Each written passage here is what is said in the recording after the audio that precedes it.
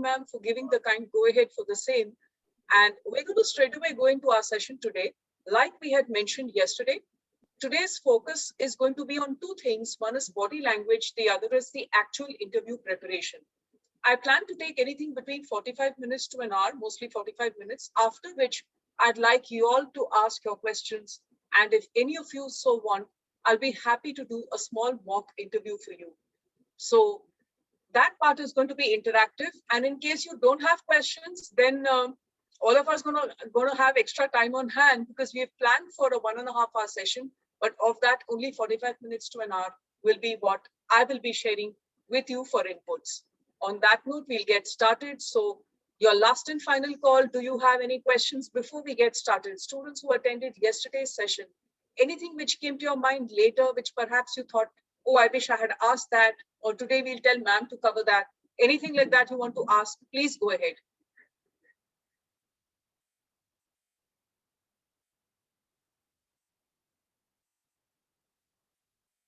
Okay, I don't see anything coming up on the chat. No worries. I can see there are more students joining in. That's absolutely fine. As we go along also, keep your questions in mind and you can put them up in chat right at the end. We'll be able to take it up. So without any further ado, let me just go to the screen sharing and share with you initially today's inputs as to what we're going to discuss when it comes to body language. Again, we're keeping in mind, students, that this could be either an online interview that you have, or it could be a physical interview. So we're going to keep both the approaches. One of the most common mistakes that students make is out of sheer nervousness or because they're feeling cold, they may cross their arms. And crossing your arms, as you can see on the screen, this can simply be a nervous reaction. Or like I said, for someone like me, it could be because the AC feels too strong and I'm feeling cold. But those who read books on body language and jump to the wrong simplistic conclusions will say that you're being defensive. Now, that is not correct. Maybe you're not being defensive at all. But that could be the mistaken perception of the person who's facing you, your interviewer. So you've got to make a conscious attempt. I repeat, make a conscious, deliberate attempt to keep yourself relaxed before the interview starts. And what is the best way to do it? Two things. A, check your posture. If it's online or whether it is, kindly don't annotate. Okay, so this was unexpected. Anyway.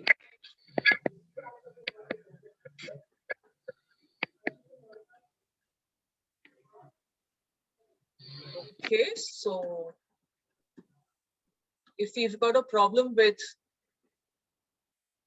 checking out what's being shown, then I would strongly suggest that you don't disturb for the others, because it simply shows low emotional maturity on your part for whatever reasons. We're not judging you. Maybe you're stressed, you're bored, you're restless, you're irritated, and it gives you joy to be anonymous and to do this. I would be tempted to say grow up, but then that's not something which we can do on a voluntary basis. It's a time-taking process. Just be with it. Ask yourself why you need to stay anonymous while seeking attention, because any kind of disruptive behavior is actually a cry for help. In counseling and psychological parlance, we call it a cry for help. So maybe there's something you need to address which is deep-rooted in you and which finds expression in these ways. Please check out counseling. In fact, Beslak has got counseling which is free of charge for students for our sister institutes. Please take an appointment with us. You already know what our email ID is. If you don't, it's beslak@gmail.com. Reach out to us. Let us know if there's something troubling you or bothering you. You might think you're being mischievous, but you're not. This isn't mischief. This is a cry for help. And if you're getting a kick out of it, that's an even greater cry for help, because it means that you enjoy being disruptive and destructive. Please check it before you make things worse for yourself. It's not on our account that I'm saying it.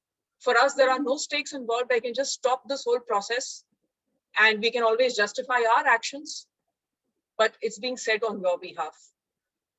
So with that, I would say comprehensive message to whoever tried to annotate the screen. Let me go back to what we're showing on this slide for the benefit of all the others in the group. We're essentially talking about 5 kinds of body language essentials. Now, this is for all those of us who pay attention to the tiniest of details and nuances. If you remember, yesterday I had touched upon this several times when I said that when it is in the online world, you're going to find certain things get a little more exaggerated and other things are downplayed. We have a slide coming up for that. But for now, please understand these 5 things are the core aspects of your body language arsenal, your kit that you have when you're going for either a physical interview or you're sitting for an online interview process. The first thing is posture. If, for example, I'm sitting this way, and there are students who do this, there are interviewees who do this because it's a long, tiring day, and maybe their turn comes at 7:30 or 8 in the evening, by which time they're tired, so they slump. It's a dead giveaway that you're not someone who can sustain a certain energy level for a while. So be very mindful that you're straight.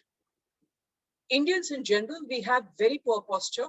We don't use our spines well enough. Tomorrow, when you climb the corporate hierarchy, and if you ever go global, meaning you're traveling abroad for work or you're joining up with a foreign company in a foreign headquartered city, please note that bad posture shows bad education. It shows bad breeding, bad grooming. So don't let that be something that goes against you. That's why I've put that as the number 1 thing. Although number 2 is what we first notice, which is facial expressions.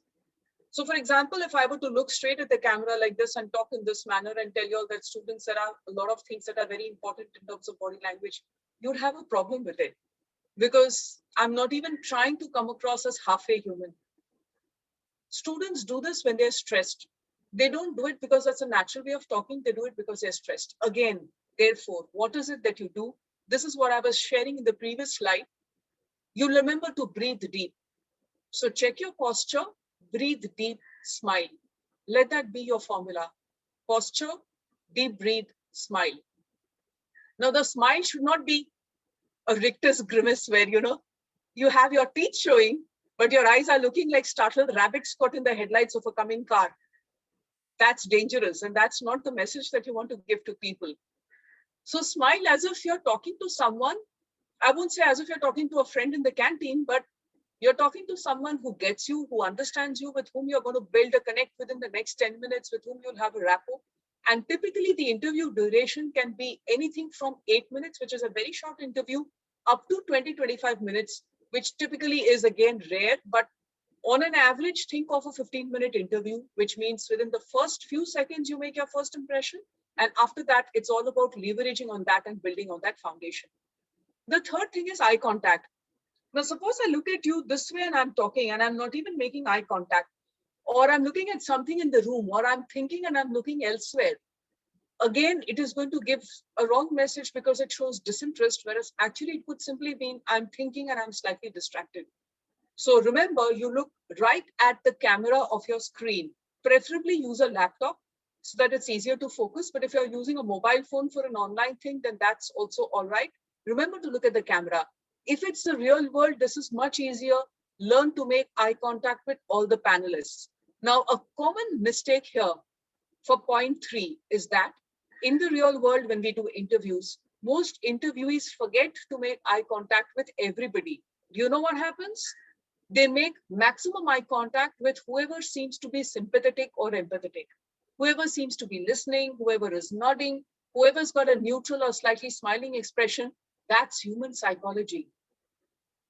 Because we seek validation, and when we are stressed, we even more seek validation, meaning that we are desperately looking for some sort of a feedback to us that, yes, you're on the right track. So for example, if out of 3 people, one person is a little sympathetic and is nodding and is looking as if he or she is listening, chances are we make eye contact with that person. Don't ignore the others. So don't make the mistake of ignoring the rest of the panel members just because they're looking a little grim, a little standoffish, and that can happen. This is also gender specific, I've noted. Most candidates, male and female, will make more eye contact with the lady panelist because typically she seems to be a little kinder, perhaps a little more neutral, if not kind. Again, there are exceptions to the rule. So I won't go into those details, but just remember, physical world, eye contact with everybody. Online world, eye contact with the camera so that it looks as if you're talking to your audience, your interviewers. Number 4, this is very simple and obvious. The pitch of your voice, let it be natural. Let the cadences, the rise and fall be natural. The pauses that you take, for example, let those flow naturally. And most important, if you've got fillers, make sure you avoid the fillers. And all of you know what your fillers are. It could be I know, it could be I think, it could be basically, means, key. A filler is either a sound or a word which we use to fill up the gaps when we're thinking of something and we are waiting for that thought to come to mind and before we open our mouth and speak. If you don't know what's your filler, ask people around. Most of us have fillers. It takes time and training to remove the fillers. Some of us don't even know what our fillers are. So do this little experiment, record yourself talking, and then listen to the playback to find out what your filler is, in case you don't know. Or ask your friends, they'll be happy to tell you. The last point here is gestures. As you can see, even now, I'm sitting at a distance of about 2.5 feet away, which gives me space for gestures. So once in a while, you're going to find my hand is visible on camera as I make a point in this manner. Let your gestures flow naturally. Typically, in an interview, you will not be making too many gestures. However, when you're asked questions which are about yourself, meaning your personality, your past, maybe mistakes made, etc., what you learned from them, maybe about a stressful situation and how you tackled it, maybe something related to leadership, to teamwork, or what are your strengths and weaknesses, chances are your hands are going to move of their own accord. Please flow with whatever is your natural instinct. I'm not going to advise you that you cut it down completely because then you're very stiff. You're just sitting like a robot. If that is, however, the natural way in which you express yourself, that generally, let's say when you talk to people, when you talk to your professors or seniors, you're not very expressive with your hands, then that's fine. So if you tend to have lesser gestures, go with it. It's not a problem. If, however, you're of the kind who uses gestures to emphasize a point, please allow that to happen. It will not go against you in an interview. I won't say I can guarantee you, but I will definitely say the probability is high because you're not looking for the kind of role or job that needs you to tone down your gestures. We are looking for basic entry-level jobs, which are soon to be in the managerial position once your probationary time or internship or initial time is over. So go with the flow when it comes to your gestures. Now let's look at 2 slides where we're looking at the differences. What happens when it's body language in the online world? What are the things to keep in mind?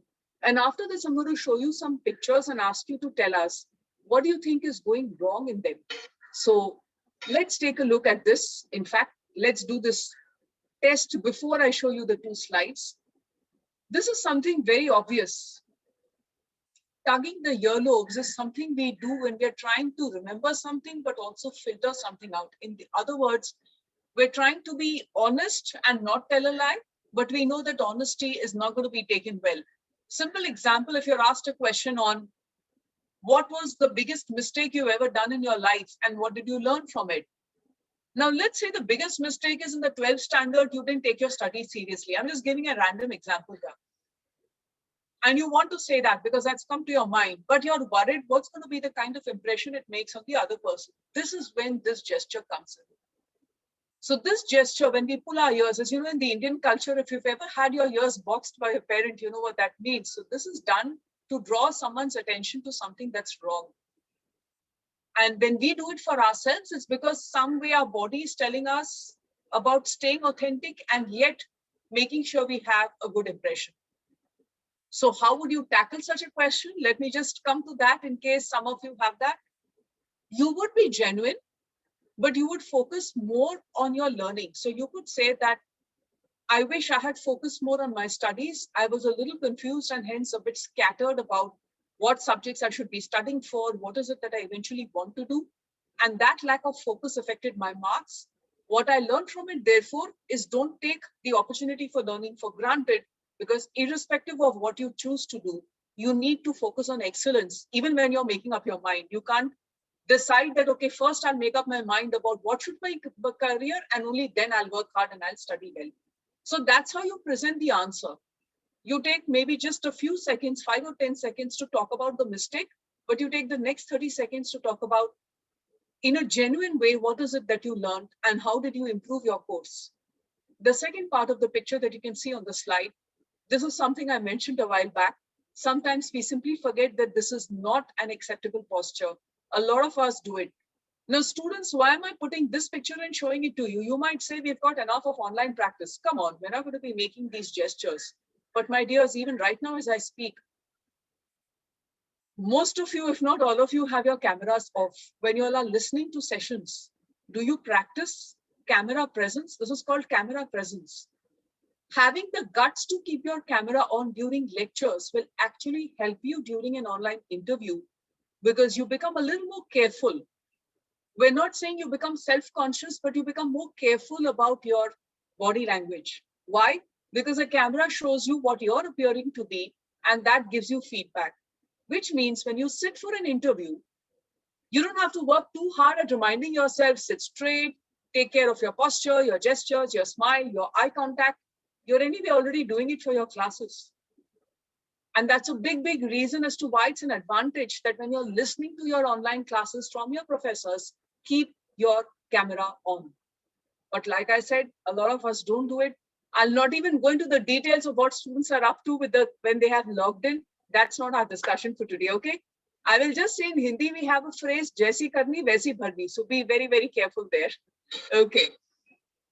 Can any of you use the chat box and please say, what do you think would be the problem here? If this is going to be the configuration which you use for an online interview, what is going to be the problem? So we're going to take a few moments of time. Please use the chat box and please tell us, what do you think is the issue that's happening here? Think.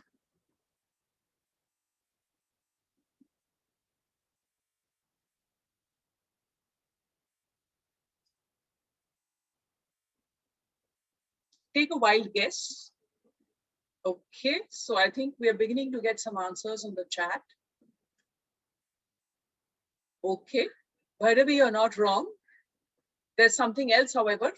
Thanks for sharing your answer, Bhairavi. This is what we call playing detective when you've done that well. So yes, things can be distracting. What else do you think is happening?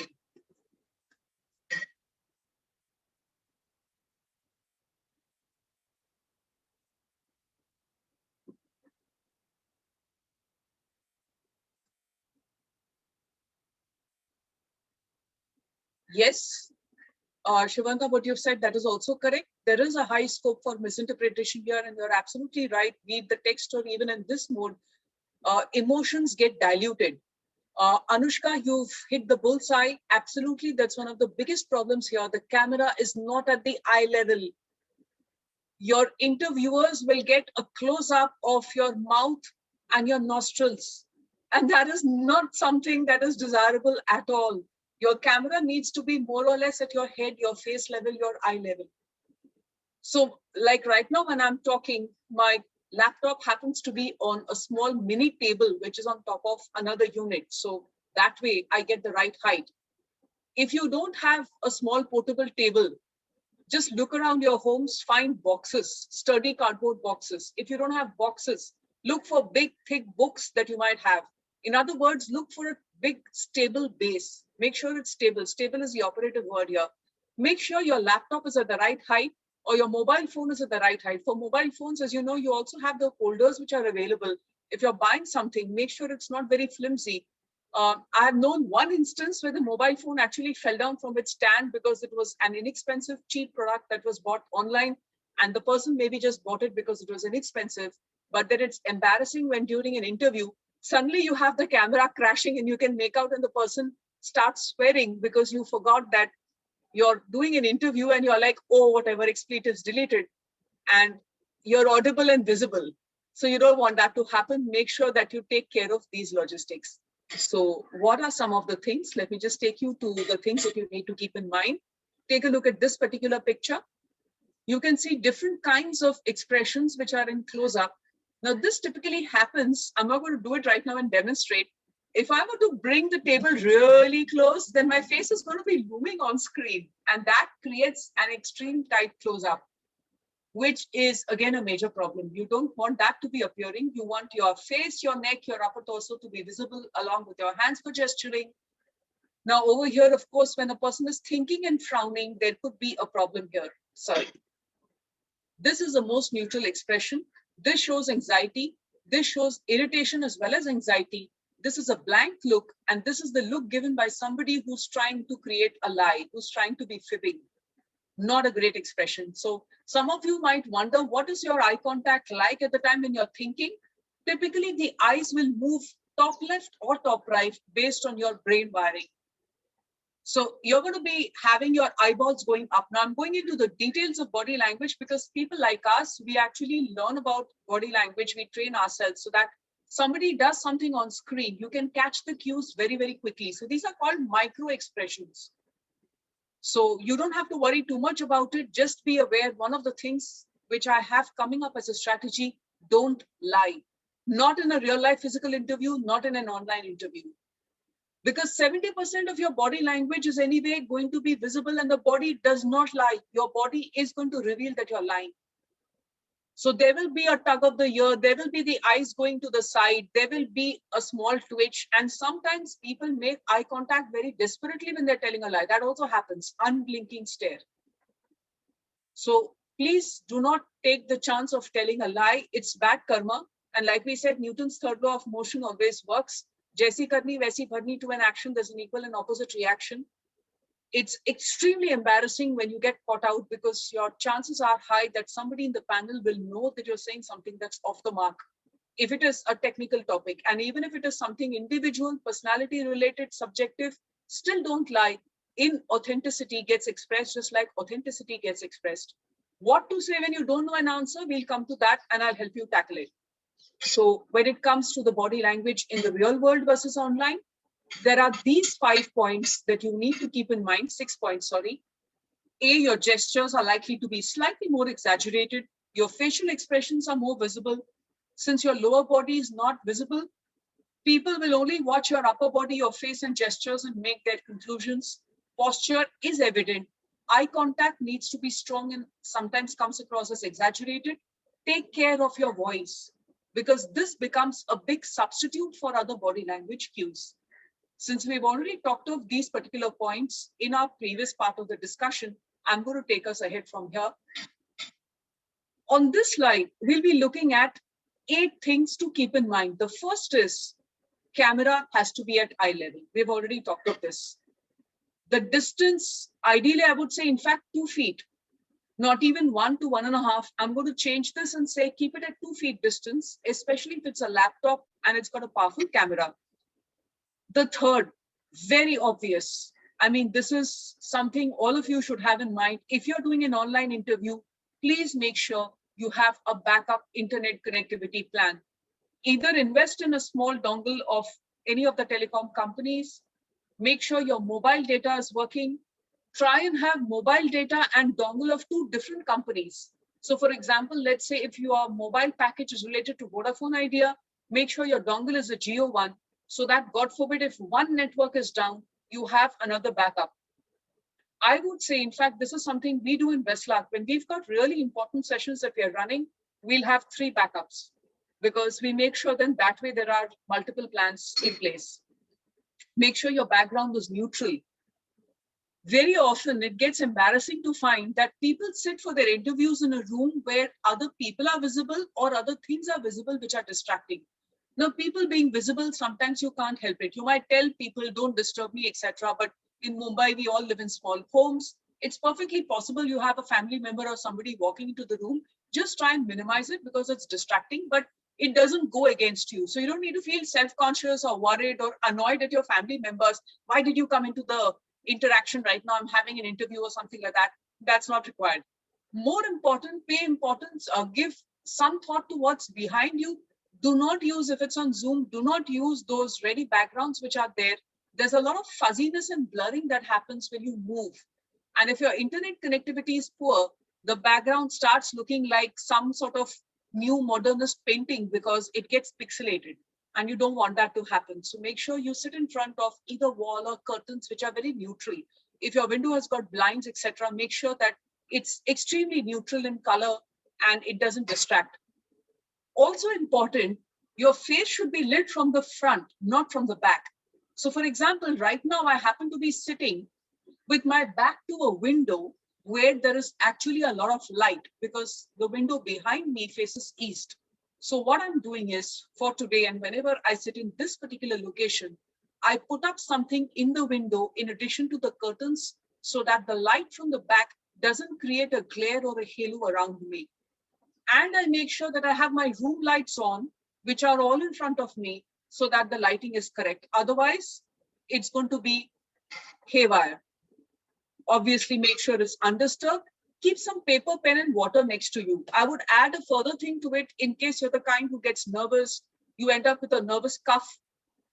That can happen. Keep a little bit of clove or lychee or something similar if you want next to you. Don't keep a lozenge, don't keep a Halls or something because that's too large.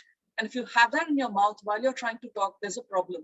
But if you keep a small clove, what we call as lavang, then that is perfect because it actually soothes the throat and yet it's small enough not to detract from your performance when you're talking. The last thing, never have ready answers in front of you. So for example, today, what we're discussing, the 12 questions for interviews, yesterday, we had spent some time looking at it. If you write the answers down, don't have them in front of you. A, it's not authentic. B, it distracts. It stops you from giving your best. So just be mindful, do all your preparation, keep blank paper and pen near you so that in case you need to take time, you can do so. So I'll give you an example. I've had interviews where the interviewees ask for time because let's say they're given a situation where some numericals have to be worked out. And some of them are not comfortable doing it in their heads. They want to do it on paper. And they ask for time. And that's perfectly fine. We don't deduct marks if somebody is asking for time in order to work out something on paper. So if you get a really complicated question for which you want to think and you want to take 10 or 15 seconds, please use a pen and paper and say, I'd like to just jot down a few points and structure my answer. May I please do that? And don't ask, can I do that? You might just have a grammar Nazi sitting in the panel. So ask, may I please do that? Or if you permit, I would like to do that. Go ahead and then use your pen and paper, although don't keep ready answers next to you. So finally, for the body language segment, remember, let your original personality come through. Of course, you're going to be formal. Yesterday, we've already spoken about dress, so I'm not dwelling on that again. You will be formally dressed. You'll also be smiling. You'll be talking normally. If you're asked, are you feeling nervous? You can say there's a mixture of nervousness along with some anticipation. It's more of excitement because I really like your company and I've been looking forward to the interview. So be authentic, but use each answer to dwell on the positive parts. You can see here in the picture, now this is a slightly cluttered desktop for someone like me. In the sense, I would want to have lesser things if I am an interviewee, but if it works for people, then that's fine. This is, of course, more of an interaction that's happening on Zoom. It's not an interview, but this is just to give you an idea as to this is what your setup can look like. Formal conversational means you're not chatting with a friend in the canteen, but you're not being very stilted. You're not being very contrived. You are being yourself. You're just being human. Now we go to the second segment, but before that, I'm going to stop the screen share and come out of the slideshow mode and ask you all, do you have any questions about the body language part? If you do, please either unmute yourself or use the chat box and ask now.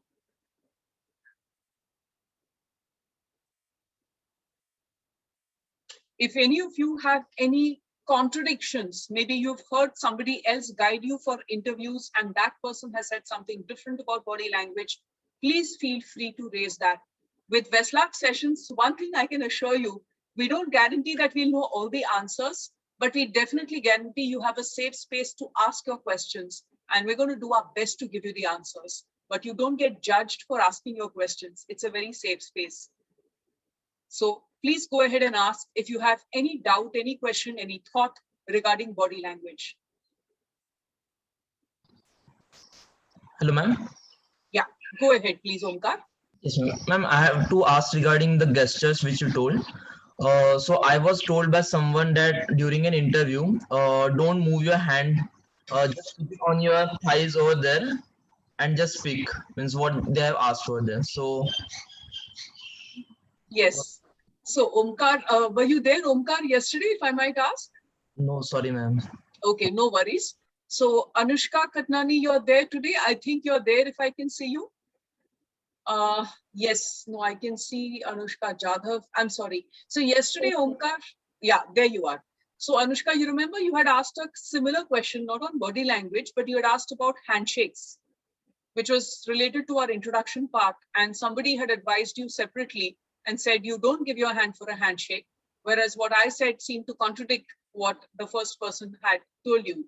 So Omkar, you're asking a question that happens to us when we listen to multiple people giving us advice. All I will say is you decide what goes with your personality, your instinct. In the physical world, when you sit for an interview in the real life, use the armrest of the chair. Most of the times, I would say 99% of the times, the interviewee will be sitting on a chair that does have armrests. Very rarely does it happen there are no armrests. If there are no armrests, keep your hand on your knees or thighs. But if you have armrests, use the armrest. Sit with your back at the back of the chair, meaning don't sit at the edge of the chair. When you're sitting at the edge of the chair, you're kind of leaning forward. Don't let that happen. About gestures, again, I repeat, go with the flow about whatever aligns with your personality. See, now, Omkar, understand one thing. What is your objective in the interview? Is it to fit a certain prototype as to what an interview should be? Or is it to use the 10 minutes to make the best impression that you can in the 10 minutes with the company? If it's a second thing, you need to know that the panels and panelists of different companies are very diverse, very heterogeneous. They may not have heard different people like me or anyone else giving out guidance. They go with their norms. They're going to look at you and judge, A, are you competent? B, are you authentic? Do you have integrity? Do you come across as someone who's speaking the truth? So someone like me, for example, I do tend to use gestures. If I were to sit like this and talk, I would do this perhaps only maybe in my Vedant class. There would be times when I do it, or I would do it if I'm joining an online Zoom meet for a condolence, because there it's highly formal. People are very sad. I will not use my hands to make gestures. Otherwise, if I'm sitting for an interview, I would use my hands to some extent, be it in the real world, be it in an online interview. But your personality could be completely different. Maybe that is not what you're comfortable with. Maybe you're a quieter personality, a calmer person. You normally don't tend to make too many gestures, even when you're talking with your peer group, with your friends. In that case, don't let too many gestures come in. You be you. That's the real suggestion I want to give to each one of you, not just to Omkar for raising this question. That's a very good question, by the way, Omkar. But to everybody else, you be you. You be yourself. Don't try to fit into whatever I am saying in a blind way. Okay, so it's like I'm using a rough analogy here. When you buy a garment, let's say from a shop, if it's a ready-made garment, if it fits you, wonderful. If it doesn't fit you, please alter it. If you need to get it sewn in a little bit from the sides because it's too loose, that's your prerogative. Don't say, no, this is what I got, so this is what I have to use. No. Every human being on this planet is unique. So take the inputs, be it from me or anyone else, decide what works for you and customize it for yourself. Don't blindly listen to anyone. And be very suspicious if someone says, I'm the Gyani, listen to me. Okay? In Daslak, at least we'll never do that. We'll always say, customize it for you. So, Yes, ma'am. Omkar, I hope that helps clarify. Yes, ma'am. Thank you so much, ma'am. Most welcome. Go with your personality. Yes, ma'am. That's a bottom line. That's always a bottom line. Thanks for raising that question. Okay, so in the chat, there is another question I can see. Yes, Soni, the panel makes us sit before the interview in the cabin. They come later, how to greet them. Yes, this also happens sometimes when you have group discussions and case discussions. So this has happened to me many times when I've walked in. I always find it a little hierarchical in terms of power, that you have the people seated and you have these 3 or 4 very self-important people walking into the room. Anyway, that's a different story. That's just our culture. So how do you greet them? Normally, you'll be told by whichever location you go to, the HR people of the company, for example, that please don't get up or whatever. They'll be calling you one by one. You stay seated. If they tell you something, follow the instructions. Don't try to stand out and greet. If, however, there are no instructions, 2 suggestions for you. A, nod and smile. You don't have to stand up and greet good morning unless everybody else is doing it. Take your cues from the ambience. Is it a formal seating arrangement? Is it an informal arrangement? Is it a large room where some interviewees are at the end of a hall and you have some people seated somewhere in the real world? If yes, you're not going to stand up and greet everybody with a good morning. Or are you in a boardroom sort of setting and there are a small group of number of people seated in a certain place? Then you're going to stand. So suppose there are 3 people, 5 people of you interviewees, and you all are seated, and then you have your panelists walking in, you are going to rise. But if there are 10, 15, 20, 30 people, and there are such large numbers sometimes, then you're not going to stand and greet, because that's going to be chaos. And this is not like school, good morning, teacher. That doesn't happen. And it's not supposed to happen. So that's quite hilarious. Take your cues, use your instinct, see the size of the room, check if it's formal or informal ambience. If it's formal ambience and a small room, you will get up. If it's a small group, you will get up, meaning you're a small group of interviewees. If it's a very large hall, if it's a large number of interviewees, if it's a less formal ambience, then you're not going to get up and greet. Okay, so Sony, I've given you multiple guidelines. I hope that helps. Sometimes you actually have to wonder that, does this help or does it confuse me further? So Sony, does that clarify? Yes. Yeah, I'm sorry. I think your name is Survi, right? My apologies. Yes, ma'am. Yes, ma'am. Thank you, Yeah, ma'am. most welcome, Survi. Any other question on body language? Please go ahead and ask. Feel free to ask. Especially if you're confused after listening to me because you've heard other things from other people before. Okay, if there are no other questions, then that I'm going to be optimistic and take it to mean that we're all clear. We don't have any doubts, which is great. Even if you have questions later, feel free to ask. So let me go back to the slide share mode, and we're going to talk about personal interviews. So in this segment, let me just tell you briefly what I'm going to do. We'll take a look at strategies, commonly asked questions, and your homework areas. So again, you might want to keep paper and pen next to you, or if you want to take screenshots, you may want to do that if you think it's useful. Having said that, there are lots of websites which also train you for interviews. So I'll not name the websites right now. You know much better than I do. There are coaching classes who also do so, but coaching classes, unfortunately, they follow a hierarchy. If you get calls from very good places, then they'll actually heed you. And mostly they do training for MBAs, they don't do training for jobs. So if you say, I'm going for a job interview, can you just train me for interviews for that? They're going to refuse because they don't have this as a standalone product. Normally, you need to join in with them and pay a much bigger amount for training for competitive exams, and then they train you for interviews. So I'll not recommend that. However, if you want to visit websites, Indian websites, please note, and go through the list of commonly asked questions, please feel free to do so. So you'll have websites that give you the 20 common questions or 50 common questions. It's always a good idea to take a look at it and try and ask yourself in your mind, what do I think? Again, are there standard answers? Never use anyone else's standard answers. You are unique.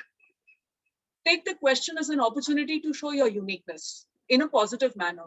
Your strengths, showcase them in a positive way. So look at the questions, but then make your own answers. So on that note, what is it that we do what is it we keep in mind for personal interviews? It's essentially about doing homework in 3 domains: yourself, the subjects you've studied, and the company. Remember, you're trying to bring a convergence amongst 3 things. You as a potential employee, whatever competence you have gained, not just from your subjects and learning, I would add and say your Coursera courses, if you have done things from Udemy, if you have done separate certificate courses, any other training that you've received, all of that. And the third is the company. What are their plans? What do they need? Are they expanding in certain areas? Are they cutting down manpower in certain parts of the country? If they're an international company, in which way are they headed? Are they into sustainability? So many things are there which you come to know when you not just read the company website, but look at the press report news which appears when you do a Google search for the company. Second thing, this is something we did yesterday, if you remember. I'd asked you to do a small written exercise and some of you had shared very beautifully in the chat box. What is your unique value proposition or unique selling proposition? This is the base, your foundation on which you build all the answers. So what works for me will not work for you and will not work for anyone else, and vice versa. So this has to be customized, and this is What feeds into the question, tell me something about yourself. Like I've highlighted here in blue, please write answers for whatever interview questions you expect. Don't have it in your head. The more you write, the more clarity you have. 1 to 2 hours is the maximum time you need to invest even to get some level of effectiveness when it comes to written answers. So go ahead and do that. And finally, keep things in perspective. I have known students to be so nervous. You can actually gauge the fact that they're stressed because when they're talking, they're seeming breathless or they're stammering. Even recently, this happened just some days back while taking an online interview. I asked a boy, would you like to drink water and take a bit of a breather before continuing? My co-panelist hadn't deduced that he was nervous, but from his way of talking, I felt something is wrong. His smile of relief was so palpable. It kind of touched me that at the end of the day, we're just human beings connecting with human beings. But unfortunately, the interviewee is put into a stressful situation. He or she feels that those who I'm facing, they are going to be harsh or critical or judgmental of me. Not necessarily. Remember to keep it in perspective. They are also doing their work. They want to hire candidates. They want to find the right employee for the jobs. So just keep it in perspective that this is one opportunity out of many, many opportunities you're going to get in life. It's not make or break. Very few things in life are make or break. So just remind yourself of that. Take a deep breath before you start. Keep water next to you before your turn for an online interview or even a physical interview. Have a sip of water if you find your throat is constricted or your throat is dry. If you can't drink water, no problem. Breathe deep.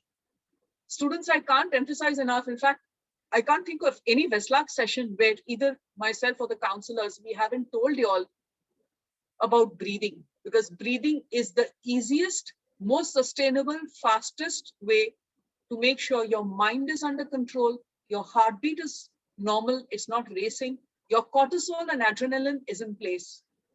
Okay, so breathe deep.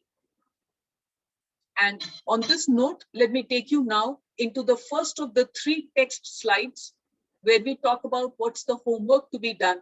So the homework to be done, obviously yesterday we have touched upon it's the subjects which are studied. So I'll tell you a funny incident that happened recently in an interview. We were talking to a student and asking about a certain topic which the person had studied. He had it, I think, in the first year of engineering. This was an engineering candidate. And initially the student flatly denied knowing about the subject at all. Then one of my co-panelists said, but you had this as a subject. He said, when did I have that as a subject? And then we had to actually say, it's there in your mark sheet. You scored a B+ or whatever grade. And that's when you could see the chagrin and the embarrassment, because he realized he had clean forgotten about it. Now, this is a classic case of what we say, pustak mein sab kuch, mastak mein kuch nahi.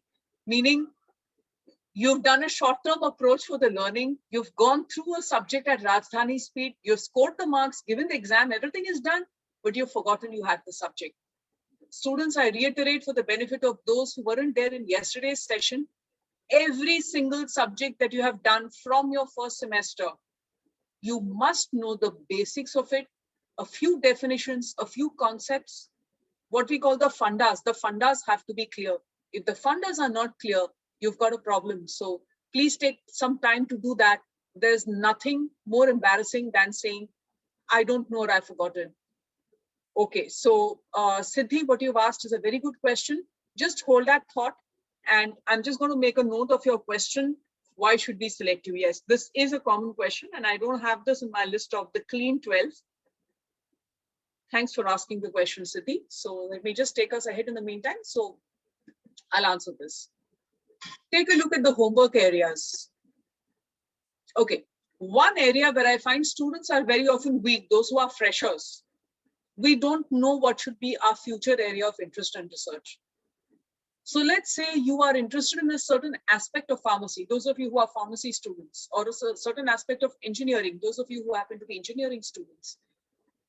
You must be able to talk about it a little bit. So read up maybe a few scientific papers, read up a few news report articles, find out what's the latest happening. If it's in the pharmacy field, find out, is any company working in R&D in this particular domain? Is this something that developing countries like India find a lot of scope in? Obviously, you are choosing it for certain reasons. You should be clear if you're asked what is your area of interest and how that, of course, aligns with the company. The next thing is, where does the company stand vis-a-vis its competitors and vis-a-vis others in the market when it comes to the sales, the size of the market, what challenges are they facing? So, for example, you could have in pharmacy's case, again, a lot of trademarks, patent rights, your IPR, etc., the laws which are there. Time to time, for example, I follow the stock market. Time to time, I'll find Sun Pharma is in the news or Aurobindo Pharma is in the news because certain product formulations they have, those are being challenged in USA. I'm sure you're aware there's something called generic or bulk drugs, and there are something called product formulations. And USA, the law specified that you get the patent and the trademark rights for the product formulation. In India, we go with the generic. So what we have done is we have tweaked certain things. We'll change a molecule or a certain composition and then say that ours is a different product. Now that doesn't pass muster in countries like USA, sometimes even in EU. So a company could be facing a challenge, say Lupin Laboratories, they've also had this problem in the past. So in India, something could be permissible, whereas that is not permissible internationally. Be aware, do your homework. You could be asked questions about that. And the interesting part is the company's plans. Again, the company's website as well as news reports are the best areas, the best sources for this input. Find out what are they planning to do next. Are they planning to increase their scope in a certain market? Are they planning to do more R&D? Right now, for example, with vaccines being hot, it's kind of hijacked the focus away from many other areas which are of equal importance. I'm sure students know in India, tuberculosis happens to be, sadly, a continuing domain of trouble. We still have a lot of drug-resistant tuberculosis. We have people dying in large numbers because of that. What are the challenges for that? What way should the clinical trials happen? Is it about product formulation or is it about patient awareness, people awareness?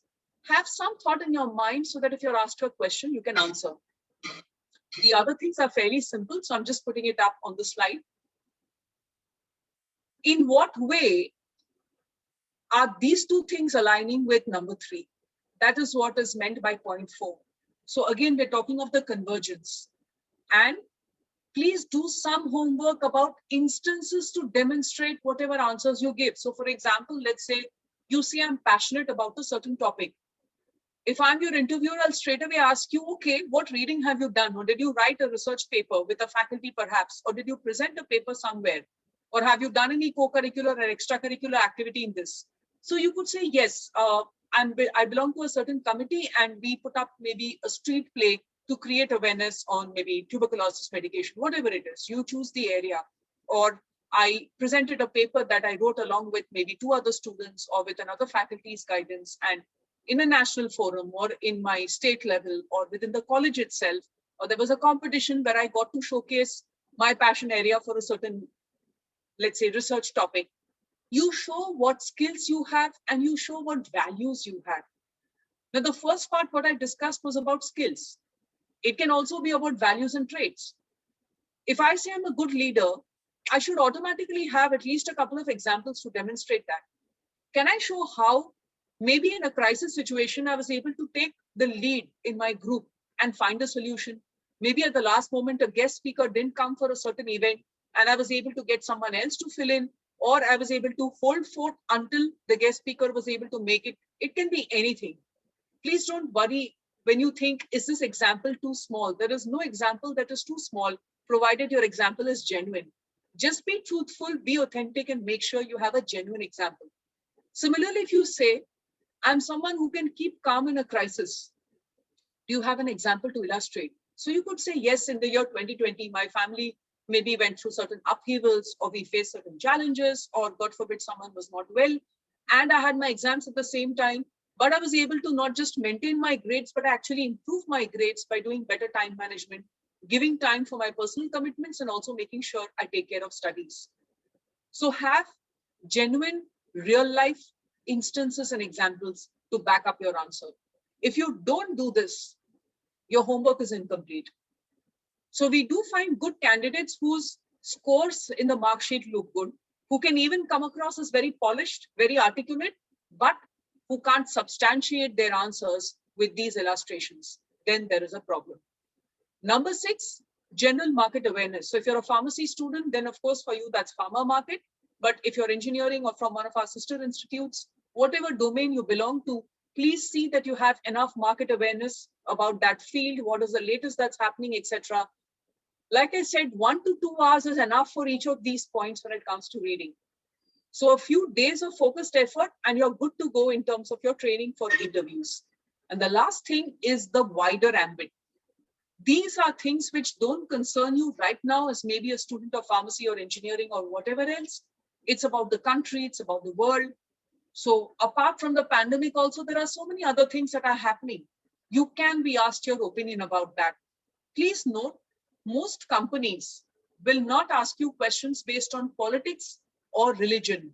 Nowadays, the third area of taboo is also gender-based questions. In other words, if you're a girl candidate, you're not going to be asked a question like, what will happen when you get married and you need to settle down somewhere or you need to take maternity leave? Today's day and age, most companies, the MNCs definitely won't ask you, even the Indian companies should not be asking you. If you're asked such a question, please handle it with your intelligence and keep your humor in place. Don't get offended. Keep your humor in place. Let me share with you my own instance as an MBA. This was a question that I tackled. I'll not mention the company. On day 1, after finishing my MBA, I had 3 job offers from the 3 top companies which were there in my list. But one of them did ask me a question that was very gender specific, that how will you tackle, let's say, travel?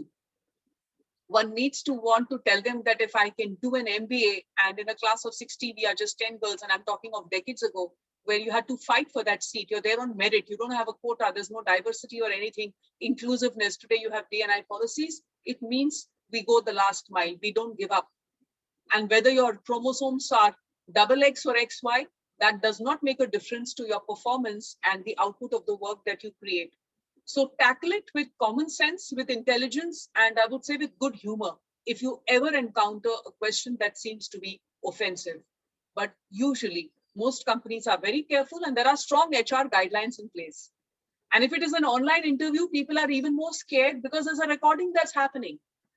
So interviewers normally will never step beyond the boundary lines consciously, even in a non-deliberate manner. Sometimes it can happen. You have people whose thinking is what I call the Jurassic era. They may have a question that's like borderline offensive. Just tackle it with intelligence and good humor. So taking us ahead from here, this is what I had shown yesterday. And I'm going to take a few moments again for the benefit of students who were not there in yesterday's session. Please read the 12 questions. And I'd like you to please come up with the answers, which we'll discuss in chat, or you can unmute and speak. The first question, like I said, is the most underutilized opportunity. Tell us something about yourself. Talk about intangible qualities, talk about tangible traits, and then talk about how you would be a great employee, therefore, because your plans and the company's plans align well. So the question that was asked in the chat box about why should we select you, this dovetails into this particular question. So to come to that question, let me give a quick synopsis answer.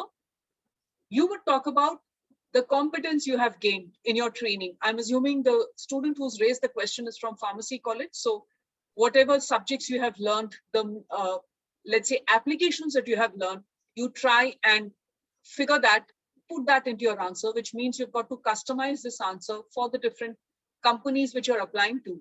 If you're going to a Cipla versus you go to a Dabur, your answer is going to change. If you're going to a multinational versus Indian company, it will change. If you're going for a general profile versus a specific R&D profile, it will change. If you're looking at marketing of pharma products versus again something that's more lab-based, again your answer is going to change. So why should we select you? A, your competence, 2 to 3 bullet points you should write down. B, the company's growth and plans in your areas of interest of research. C, your good traits as a human being. Your traits of leadership, your traits of being a good team member, your ethics, your integrity, your ability to be determined and focused, your ability to be persistent, all of these. Again, please choose and pick the ones that apply to you. I'm just sharing examples of traits. An average human being will typically have 12 to 15 very strong positive traits. If you haven't done that exercise for yourself to find out what are your strong positive traits, please do it. Yesterday, that is what we were doing in the beginning when we started with what is your unique selling proposition and what's your nickname? Because that tells us about our strong traits. Not the nickname part, more about the USP part. Okay, so Siddhi, if I'm not mistaken, was that you who had asked the question? Yes, ma'am. Okay, does that help answer? Yeah, thank you. Most welcome. So yourself, company, and your traits, meaning your competence, the company's plans, and your intangible traits. See, students, note one thing. You're going to carry with you and submit, pre-submit a lot of things like your certificates, your mark sheets. What you can't submit is how good are you as a human being? There's no certificate for that. There's no stamp of authenticity for that. You can only talk about it. So therefore have examples to substantiate. Being able to keep calm in a crisis, having good emotional maturity, being able to get along with people, because that's critical in teams. And I'm saying this as a corporate trainer, okay?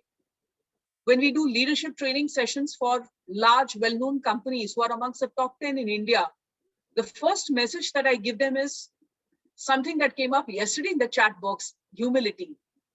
Because we tend to think of a leader as someone who's at the top of a pyramid, a hierarchy. That's not true. Our ability to connect with everybody, our ability to look at someone else's different point of view and accept that and not feel swayed by it, not feel poked by it, not have our ego affected, those are critical. So this last part of the intangibles, this is what you should be working on. Okay, so again, we'll take a few moments. Please take a look at the 12 questions. You choose which ones you want to talk about. You can either unmute and speak or you can use a chat. I'm going to stop the share in a few moments' time and ask you to share your thoughts and responses. In fact, Siddhi, question 11 that I have is similar to your question. Why do you want to work in our company? Can you see that? Yeah. It's all about alignment.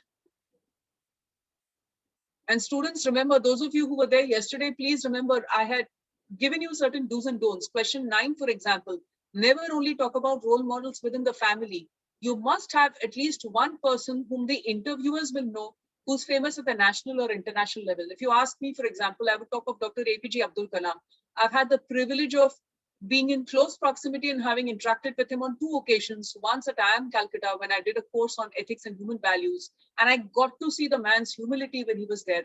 And the second time when he came to VES, and touchwood by God's privilege, I was the anchor for the event. And again, I got to see the man was a legend. He deserved every bit of adulation and respect and love that he received. So I can go on for hours. I've read his books, etc. So if I talk of role models, I would definitely talk about him because he's someone a lot of us can identify with. On the other hand, if I were to talk of family members who've inspired me, and they have inspired me, then if you are my interviewer, you don't know them, right? So it doesn't quite have the same impact, which is why yesterday I'd suggested that have maybe 2 people that you talk about and say that I'd like to talk about this one person and also mention someone from my family or my close circle who has also inspired me. Okay, so I'm just going to stop the screen share at this point and we're going to exit and go into the direct interaction mode. You can either unmute and speak or you can use the chat box. Please share any of the thoughts for the questions that you saw just now, the 12 questions that you saw just now. Please go ahead, Omkar.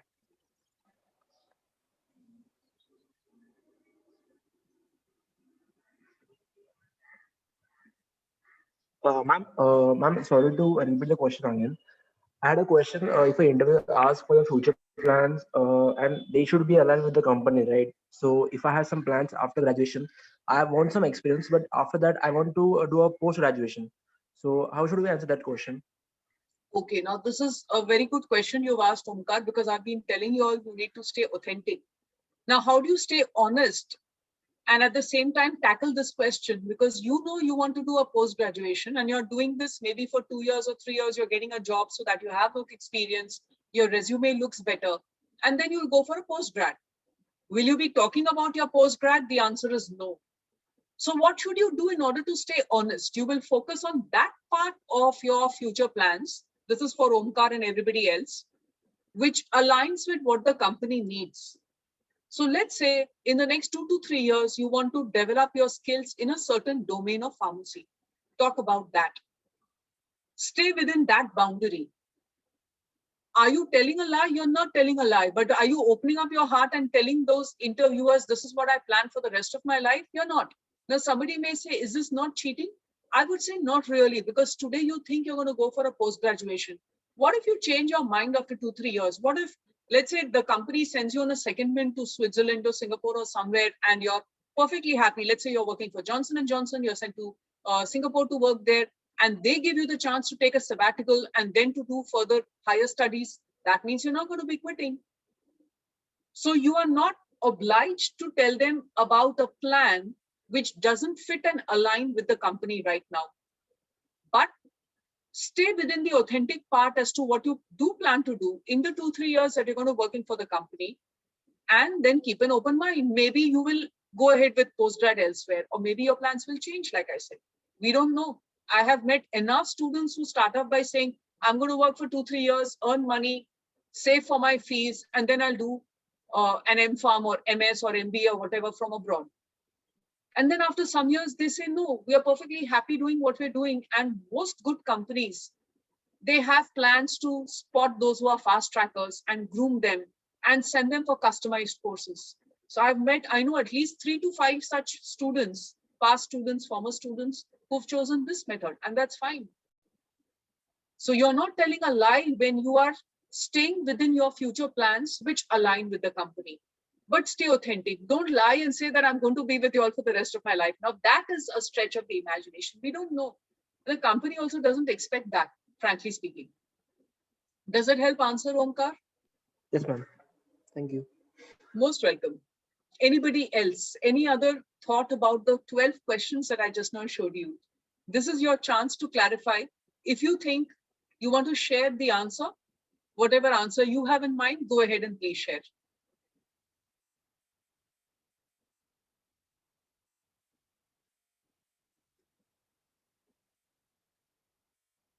Okay. I don't see anything coming up on chat, and I don't see any raised hands either. So not a problem. If we are not very comfortable right now sharing our answers, that's absolutely fine. Not to worry about it. What I'm going to do is go back to that particular slide and just talk about 3 quick things, which I would suggest you keep in mind. This has been said yesterday. For the benefit of those who were not there, I'm going to repeat it. When it comes to strengths and weaknesses, strengths are easy, substantiate. Weaknesses, be honest. Don't give a coached and rehearsed reply. Be honest and genuine about whatever is a weakness, but dwell more on what you're doing to correct that particular weakness. However, all of us have multiple weaknesses, so be a little smart about which weakness you choose to showcase.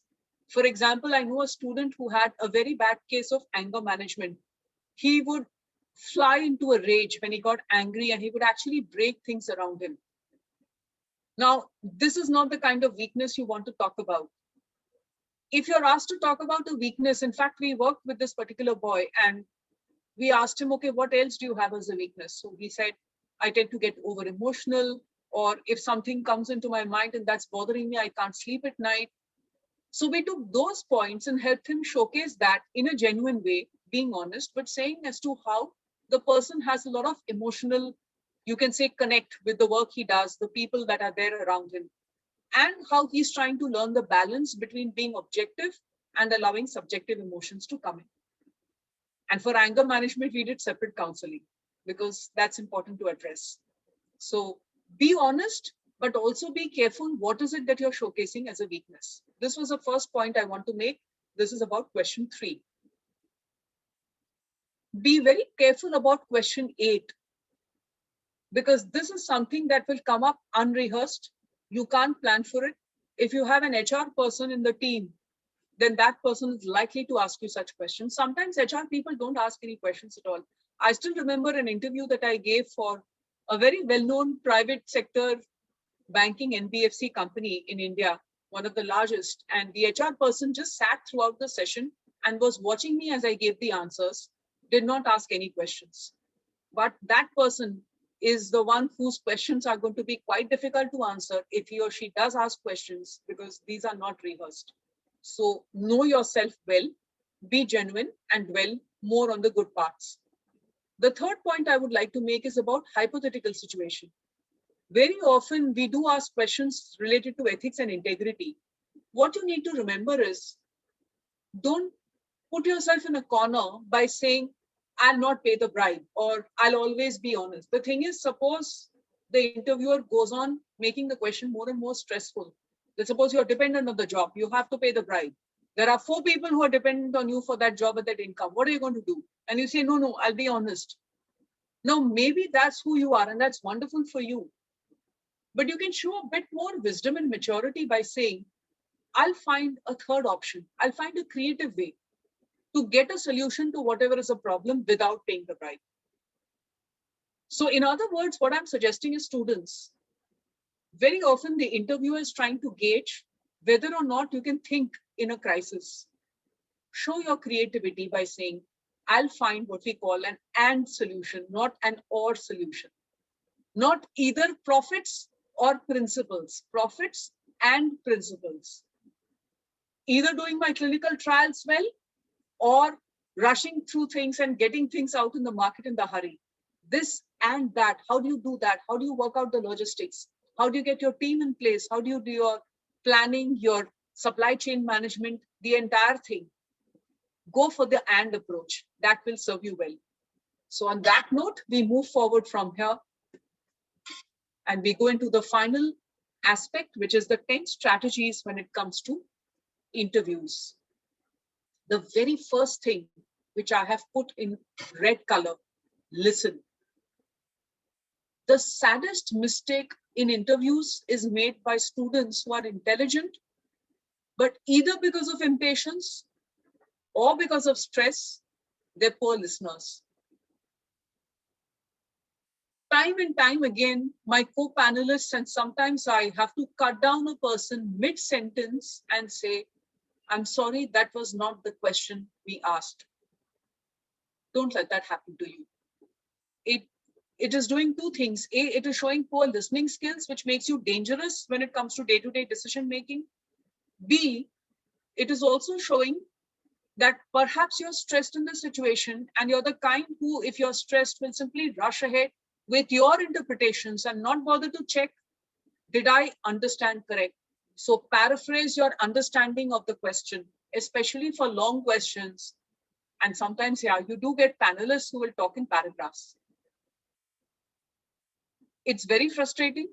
You just have to bear and understand that that's just how people are. Different people are different. In fact, I don't have a slide that talks of interviewers.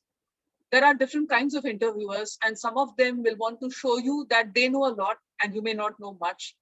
Just grin and bear it. Understand they're human beings and maybe they've been frustrated through several years and this is their time to say that, okay, we are powerful, we're on the other side of the table. Mostly you'll not find such people. It's general people who are there. They're living their own lives. They want to hire a good candidate fast. So they're also interested in finding good things about you. That's one of my strategies. In fact, I look for the good. And if somebody is struggling, let's say I ask about what do you read and the person says, I don't read books.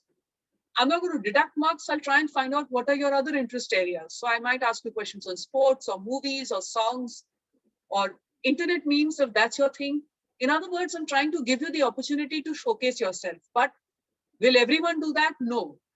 Different people have different styles of asking questions. But be sure you listen well, irrespective of whether the question is short or it's a 1-paragraph question or a 1-page question. Listen well. Even before you launch into an answer, students, have a structure in mind. And the number 3 works very beautifully, even more than 4 or 5 when it comes to, these are the points I'm going to say.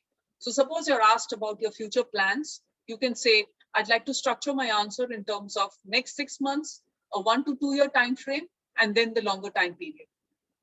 That way, even before you start your answer, you're telling them how you think. And that makes a big difference. have two versions ready, especially for qualitative questions like tell me something about yourself. This was mentioned yesterday. Such questions could either be an icebreaker in the beginning of an interview when people are still busy giving marks to the previous candidate, or they could be genuinely asked questions. Use your reading of body language to gauge which of the two it is. If your interviewers are not looking at you, they're entering marks online. If you can see even on camera, if it's online, you can make out that they're not listening properly, then go for the short version. On the other hand, you can also have a longer version, and after the short version, you can ask, would you like me to elaborate more on that?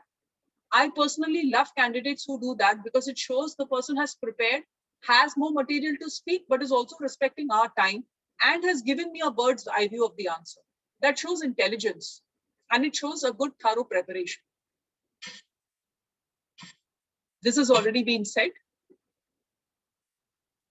Number 6 is about showing your process of thinking. I'll give you an example. Sometimes interviewers like to ask random questions like, how many white cars would there be in Mumbai? Now you might think, what? Is that even a question? Is the person serious? Is he kidding me? Now, obviously, the person doesn't want to actually know the number. What he or she is trying to gauge is, how do you think when you're not given enough data, can you build your way towards an answer using analytical process? So this is called critical thinking, business analytical thinking. In other words, it shows your intelligence. So how do you tackle such a question? Let's take the same example. You could start off by talking about Mumbai's population and what is the estimate. So we are what? Little over 1.5 crore perhaps. Again, I'm not absolutely sure. You could talk in terms of millions if you're talking to an international company, or you could stick to lakhs and crores if it's an Indian company. Then you say that out of this population size, and you make an assumption, and you say that, okay, these are the assumptions I'm making. A certain percentage of them will have vehicles. Take a certain percentage. Let's assume 20%. So you calculate what is 20%. Then you say out of all the vehicle owners, there will be some who have 2-wheelers and there'll be some who have 4-wheelers. Again, make a percentage. Now, obviously, the number of 4-wheelers is going to drop down. It will be further, maybe a 10% or 15%, and most of the bulk of those who have vehicles will be 2-wheelers. After that, you say, out of this, how many will have a white car? Now, let's imagine how many color shades are available on the spectrum. So talk of the monochromes. You have the black, you have the white, you have the gray, and then you have the other colors. You may have the reds, the blues, etc. Then you have the so-called fancy colors. You have shades of yellow, shades of golden, so on and so forth. So you come out with the probability thinking that if there are 8 common colors, then the chances of a car being white is going to be 1 out of 8. So in terms of percentage, it is so much. However, we're giving equal weightage to all. That may not be the case. You may have more white cars than red cars. So I would increase that number, let's say by 20% or 30%. That way you're coming at a number and making your assumptions clear every step of the process. But essentially what you're showing is, look, I can think, even if I don't have the foggiest idea as to how many white cars there are in Mumbai. So this might remind you of an Akbar Birbal story where Akbar had actually asked Birbal, how many crows are there sitting on a tree? If you don't know what the story is, Google it out. I'm not going to share that here. But in other words, you're trying to show your thinking process. This has already been said, so I'll just show it on the slide.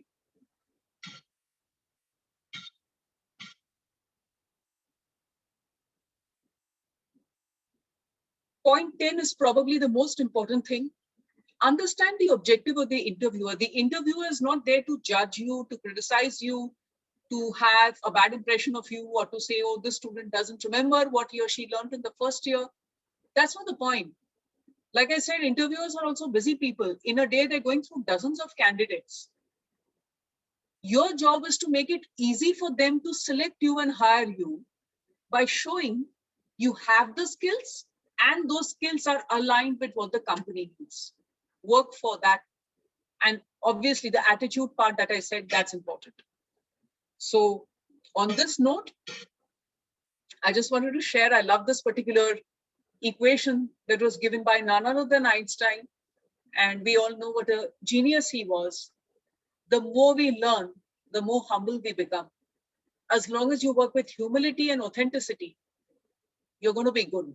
And of course, spend some time in doing your preparation and homework. Don't just say, yes, I'm a humble person, an authentic person, but I don't know what I did in my first year or second year. No, that doesn't work. Definitely go ahead and acquire the knowledge or brush up the knowledge that you've already acquired. So remember, you're your own brand.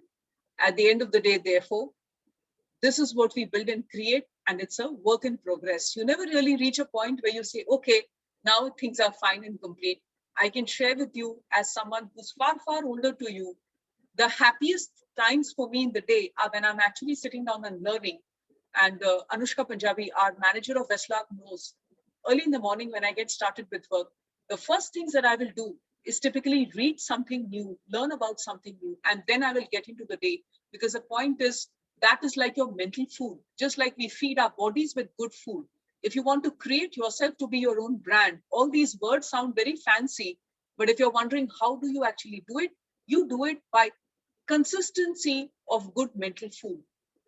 Consistency of feeding yourself new things, interesting things, relevant things, useful things. That way your mind stays fresh. Doesn't matter who you are, where you are, what your past background has been, what your past marks have been. None of that makes a difference. If the mind is fresh, new, learning, growing, that's the best thing you can give to yourself. And that is what you're giving as a value to the company. So on that note, we conclude today's session and we wrap up for the 2-day session that we've been having. I'm going to stop sharing the slides and come out of the slide share mode. We're in perfect time. We do have time for question answers. What questions do you have? Please ask your questions. You can either unmute and ask, you can use the chat box. If you have any thoughts to share, you're free to share that. If, let's say, you've had some mock interviews or actual interviews and those were not very happy experiences, please go ahead and share that for the benefit of others, and you can ask if you have a doubt.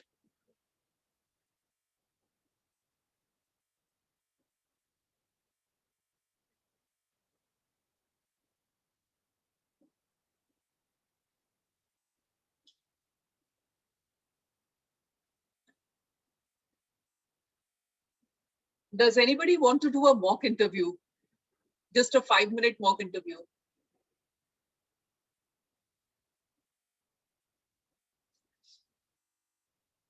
I'm not surprised. We have a very sweet bunch of students, but you're not, I think, very comfortable with taking the spotlight on yourself. That's the deduction that we have after yesterday's interaction as well.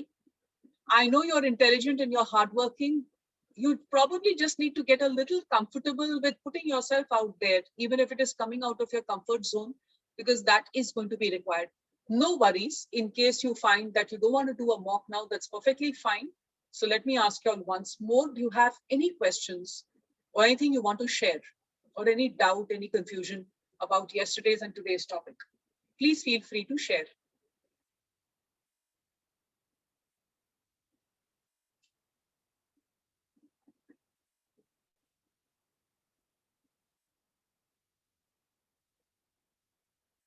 Okay, so if there are no questions, I'm going to assume that we don't have confusion and doubts.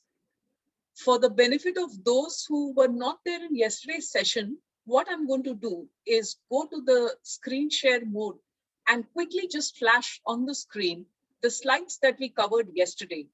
I'll not be explaining those again, but you can take a quick look and you might find that helpful. So let me just do that for you. Okay. All right, I just see a question on the chat. Thanks for asking that, Kajal. Okay, good question, Kajal. So she's written, those of us, I think we've read on the chat, that suppose we perform only one task at a time, how do you answer it?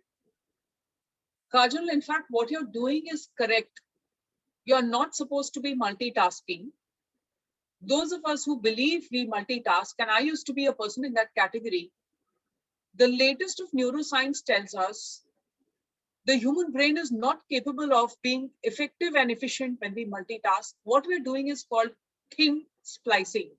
In other words, if we are listening to, let's say, something, talking to somebody, and also simultaneously typing something, we are giving small bursts of attention to the 3 tasks, and we're not actually doing it simultaneously. It looks as if we're doing it simultaneously because everything is so fast. And the human mind, as we know, is a supercomputer. It processes things really, really quickly. So the question that you've asked is very relevant. And I would say it's good, Kajal, if you're not doing it. In fact, I would say this is not a weakness, it's a strength.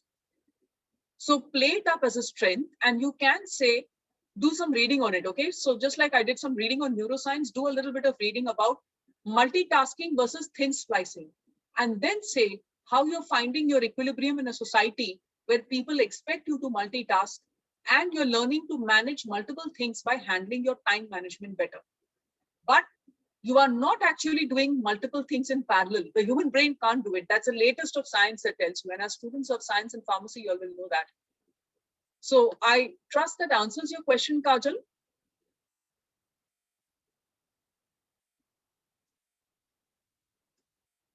Okay. Good, Kajal. Glad to hear that. So Anushka Jadhav, you've asked again a good question. How will you tackle conflicts with colleagues? So Anushka, let me ask you, if you could tell me what would be your answer to this, and then I'll tell you how you need to build on that.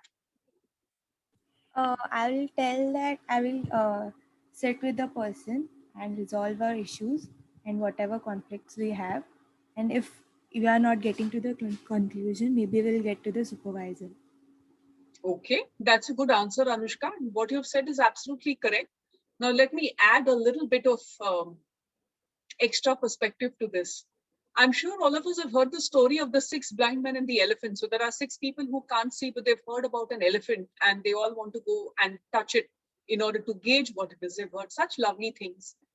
And one person holds the sides and says it's like a wall. One holds the legs and says it's like a pillar. One catches the tail and says it's like a rope. One holds the trunk and says, no, it's a snake. One holds the ears and says it's a fan.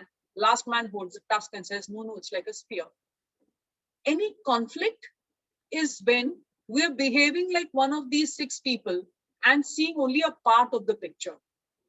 So to resolve the conflict, step back and get someone who can show you the whole picture. All conflicts, all disputes, all arguments can be resolved if only we know that my truth is not the only truth. Someone else could have a different version of the truth, which is equally important and equally correct in that person's place. So you can try adding that to the answer, Anushka, and I'm sure that's going to help you, because this is actually how conflicts do get resolved in higher levels of management. All right, does it help you?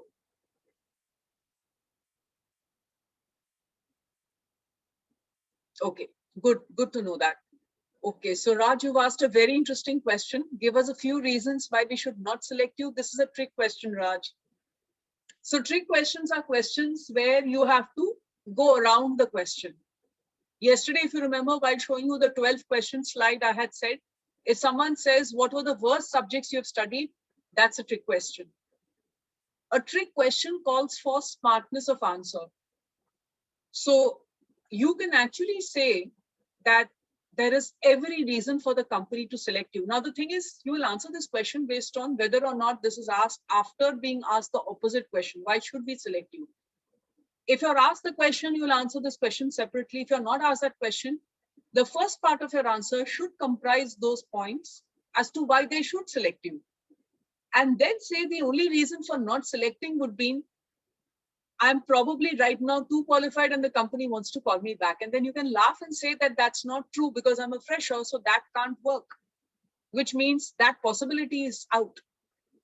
In other words, we're left with only the hypothesis that the company should select me. So this is a trick question. And there are such questions sometimes people ask. So Raj, just learn to identify if you're asked a trick question. This is definitely one of them. Okay, most welcome. Anybody else? Do you have any other question that you'd like to ask at this point?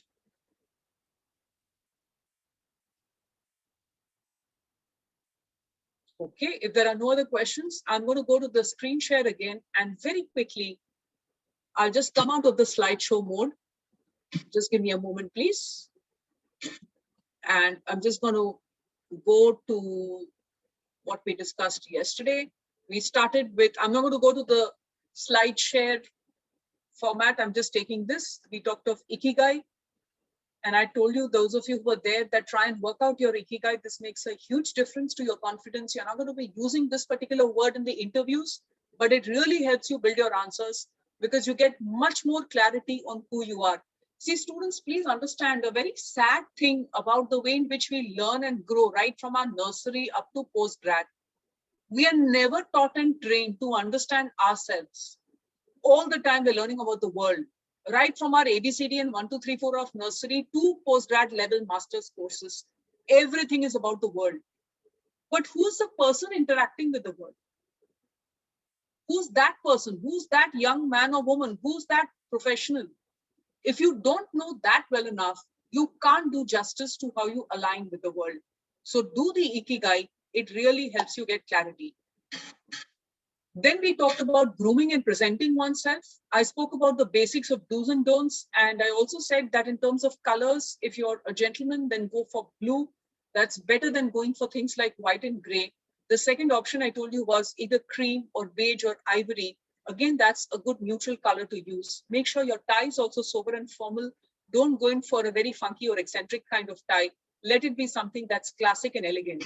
If you're a lady, you're going to be in, again, typically Western business formals. If you have the guts and the panache to carry it off, especially if it is a real life interview, be dressed in a sari, you're going to stand out. You're going to stand out big time.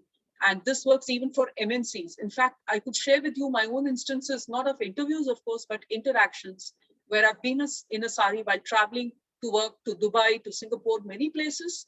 And the compliments that you receive because you are able to carry it off and you're able to project it with confidence, those really help you stand out from the crowd. But finally, I would say go with your personality. If you're comfortable in a certain kind of business formal wear, please go for that. We spoke about various nuances of the dress code. Then we spoke of handshakes. And this, of course, applies to the post-pandemic world where handshakes become more common. And we talked about various do's and don'ts and also certain exceptions to the rule. I'd shown you this photograph of Bill Gates and Mark Zuckerberg, and we said Mark is doing the right handshake, Bill Gates is going wrong for 3 reasons. When it came to introductions, we said you don't say, my name is only so-and-so. You don't say I am, and you don't say myself. So myself so-and-so is one of the commonest errors we find Indians make. We avoid that. Make sure you have some follow-up statements ready. And this was the first question that we talked about even yesterday. We spoke of business cards and how that is to be given, how it is to be received, how it is to be kept very respectfully. We said this doesn't apply when you are going as an interviewee, but it will come in later. So the whole idea is to be comfortable with introductions in the professional context and setting. So today, of course, we have taken this further. We spoke of body language. We spoke of the do's and don'ts. We looked at pictures and details. The differences between real world and online interaction. This was important. The logistics to keep in mind. How we prepared for interviews, what are the areas of homework? And we said that there are at least 7 domains, out of which the first 3 are the most important. And number 5 is also crucial.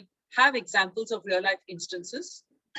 The 12 questions, the common ones, you can get many more. You can get from the internet. Mine are not taken from the internet, by the way. These are questions that I have found co-panelists and even I like to ask. Of course, I ask many more detailed questions, and I had shared with those of you who were here yesterday, I'm likely to trip up interviewees by asking them questions on bad habits. So I'll not ask something about weakness, but I will ask questions which will try and probe what are the areas of weakness, but I'll ask it indirectly. And then this was our question about strategies.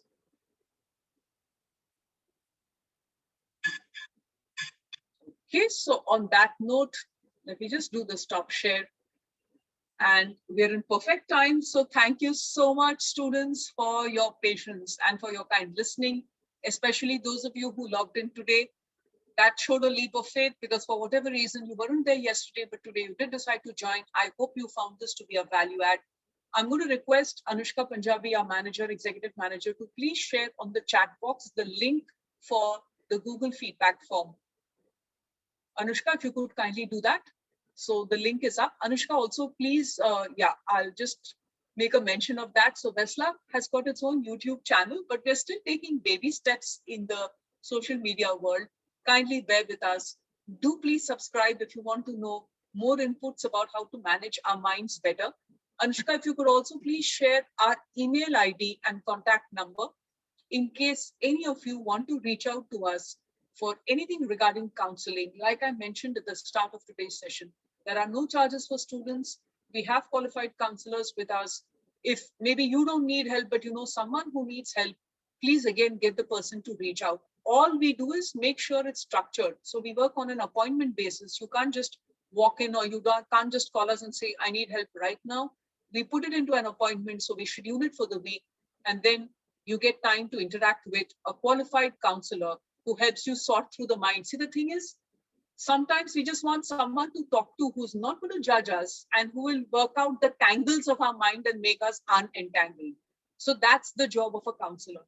Please don't think counseling is something that you need only if you're feeling depressed or you're very stressed. Not necessarily. Even if you need a little more clarity, you're a bit confused about yourself, for example, feel free to reach out to us. I can assure you things are kept with utmost confidentiality, to the extent that your colleges, respective colleges, are not told who are the people coming to us. If there is accreditation work going on of NAC, NBA, DTA, etc., we do not share all the data. We mask the data, meaning we change the names, etc., so that nobody outside of the counselor knows who's the student and what was the issue for which the student came to us. Why I'm emphasizing this is because for us in Westlock, what is most important is that you're healthy, mentally, emotionally healthy, not just physically healthy. In that good state of mind, when you prepare for your interviews, it's going to be a breeze. You'll find yourself feeling far more confident, far calmer, far happier. So I truly hope and trust yesterday's session and today's session have been of use to you. Please reach out to us if you want more inputs and help. Wish you all the very, very best. All the best, not just for your job interviews, but for life. And I know with the pharmacy students, and also if there are students of our sister institutes, I know which are the sister institutes whose students are there. We know you're intelligent, you're hardworking. All you need to do is trust yourself, believe in yourself, trust your brain. After you've done all the work, tell yourself everything is going to be fine, and it will be fine. So on that note, we're going to conclude the session. If you have any more questions for later, let us know. Thank you so much. Could we please come on camera, some of us, for a quick screenshot? If you don't mind, if you're not feeling terribly self-conscious, could you just come on camera for a few seconds? We'll take a quick screenshot. Thank you. I can see a few students beginning to do that. Some more students, please, if we could please have ourselves on camera, that would be really, really helpful. We'll take a quick screenshot. Thank you. Thank you. So sweet to see you all. So nice to see you all. Trust the session was useful to you all. Some more students, please. Don't be camera shy and take it as a chance to be, what I say, create your camera presence. Because if you have online sessions and online interviews, you do need camera presence. Thank you. Anushka, could we please take a quick screenshot? Anushka, could you hear me? Okay, thank you. Thanks so much. So thanks, students. All the best to each and every one of you. God bless you all. Thank you, ma'am. Most welcome. Most welcome. Thank you, ma'am. Most welcome. All the best. Thank you, ma'am. Most welcome. And thanks for asking good questions. Most welcome, Disha.